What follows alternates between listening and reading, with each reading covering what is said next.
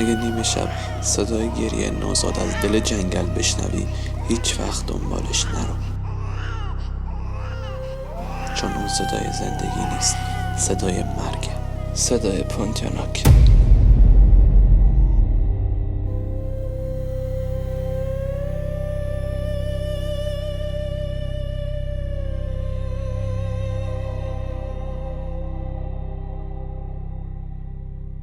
تو جنوب شرق آسیا، مخصوصا در مالزی و اندونزی، مردم از موجودی حرف میزنن که شبها پرسه میزنن. زنی با پوست سفید، موهای بلند و بوی گل یاس، اما بوی خوش، بوی مرگ.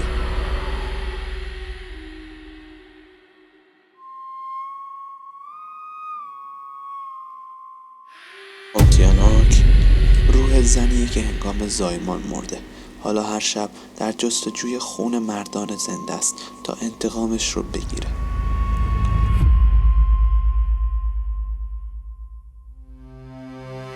وقتی کسی نزدیکش بشه، اول بوی شیرین گل یاس رو حس میکنه، ولی بعد صدای خندش رو میشنوه و وقتی بالاخره صورتش رو میبینه، دیگه چیزی نمیمونه که بتونه تعریفش کنه.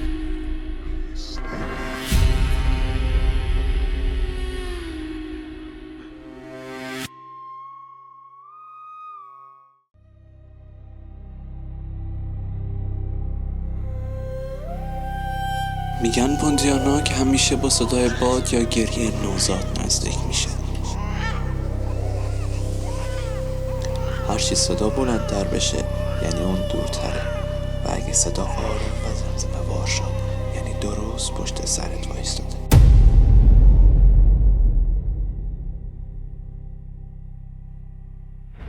پونتیاناک فقط یک افسانه نیست. صدها گزارش از مالزی، سنگاپور و اندونزی ثبت شده. صداهایی که ضبط شدن، تصاویری تار که هیچ توضیحی براشون نیست. شاید این فقط یک داستان قدیمیه، و شاید هم هنوز بین درختای نخل اون زن بیروح منتظر صدای توه.